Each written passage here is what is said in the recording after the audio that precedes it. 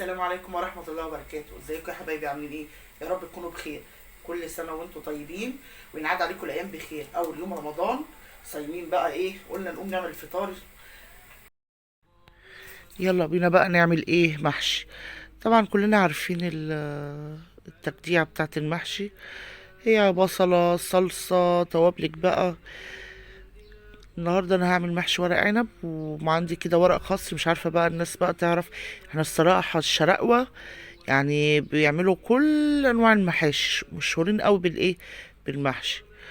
فاحنا بنعمل الخاص، ورق الخاص ده بيبقى تحفه وجميل الصراحه.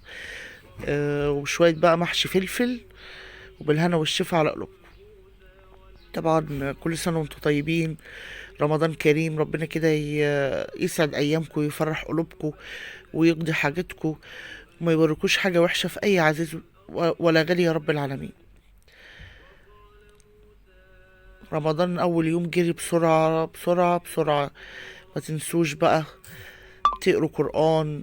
آه، على طول كده خلوا القرآن على طول. اعملوا كده مسابقة مع أنفسكم إن انتوا تختموا القرآن. اللي بيختم مرة يقول إن رمضان ده يختمها مرتين، اللي بيختم مرتين يقول تلاتة. زود كده. حاولوا كده ايه، تقربوا لربنا في رمضان بالذات.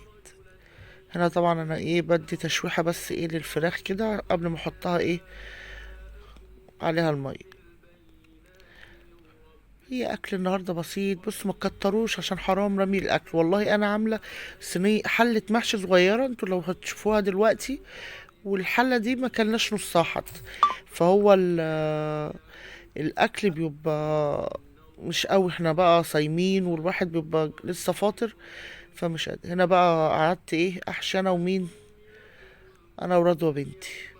هي قاعدة بتعمل لي، بتفرق لي ورق العنب عن بعض كده، بيسهل لي كتير وانا بحشي. استغفروا الله وصلوا على النبي كده يا حبايب قلبي. اللهم صل وسلم وبارك على سيدنا محمد. لا اله الا الله. ربنا يعين كل واحد على حاله والله في الزمن ده. انا شفت موقف والله امبارح، يعني انا بسجل لكم تاني يوم رمضان اهو. شفت موقف امبارح وانا مروحه من الشغل. يعني احنا في اول يوم رمضان، وانا راكبه السرفيس، واحد بموتوسيكل معاه كيس مي، راح ضربه في الازاز الامامي بتاع السواق. والله شرخ له الازاز. يعني انا، وده طبعا مش السرفيس مش بتاعه اصلا، ده هو شغال عليه. فالواحد والله العظيم عم بيشوف كده اخلاق يعني. مش عارفه ليه. طب ليه؟ طيب والله انا قعدت زعلانه عشانه.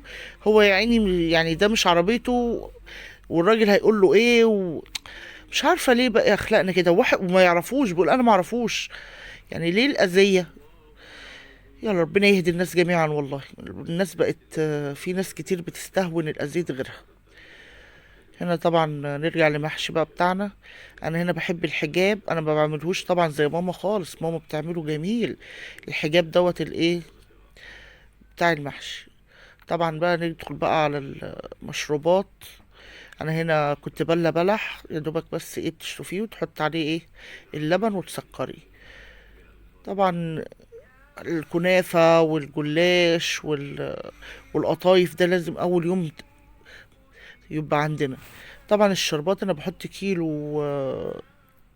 كيلو سكر قده بالظبط ميه، يعني قده بالظبط ميه وعصرتين ليمونه كده، وحطيه على النار. وما تحطيش اي معلقه لما تحطيه على النار خالص. بعد ما يغلي اعمليه بالمعلقه. انا بحط فانيليا. طبعا هنا انا كنت الكنافه دي حطاها في الفريزر عندي قديمه. يعني افضل حاجه انك انت تحطي كنافه في الفريزر، بتديكي فروله كده حلو، وطعمها بيبقى جميل جدا. يعني بتبقى مش مش قطع كده. طبعا هنا بنحط بقى ايه سمنه على الكنافه. وطبعا بايدينا. ما حدش يقول بقى ازاي بايدينا، لا احنا بنعمل بايدينا. امال هنعمل ايه؟ هتقلبي ازاي كنافه؟ هنا طبعا بنبطط كده، لازم تتك جامد.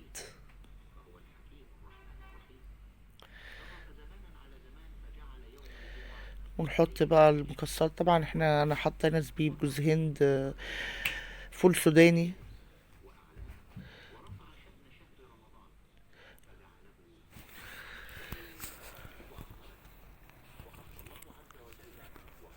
هنا بقى نحط ايه حتتين بس سمنة كده على الوش، يبقى كده الايه كنافة خلصت. هنا طبعا اللي بتقوم بالمهمة بتاعة القطايف رضوى. انا كنت قاعدة بحشي تحت على الارض، وقلت لها يا رضوى خلصي كده اعملي انت القطايف. هي بيحبوا ايه برضو ايه يتعاملوا ويساعدوا برضو.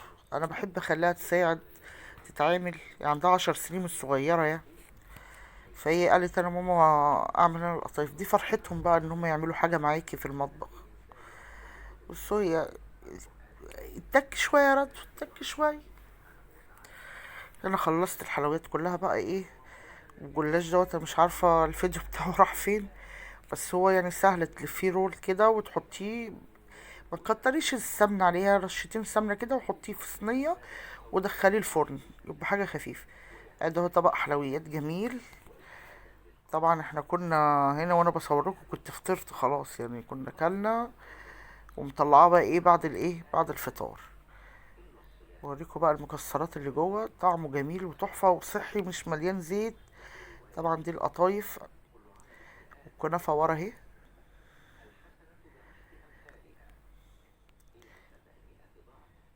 بوريكم التسوية. طبعا هنا ايه طبق حلويات، بسم الله ما شاء الله. هنا بقى خلاص حطينا الايه الاكل بقى فوق على الترابيزة. طبعا المحشي ورق عنب، محشي خاص، كل ده كنت حاطاه في ايه وشوية شوربة لسان عصفور. وبالهنا والشفا على قلوبنا يا رب. هنا بوريكم بقى ازاي الحجاب. بص الحجاب بتاع الورق الخاص تحفة، انا بحبه الصراحة. طبعا مامتي ربنا يخليها لي يا رب تعمله تحفة تحفة تحفة ان شاء الله. لو حصل كده وكده بصور لكم وهي بتلفه ما شاء الله عليه.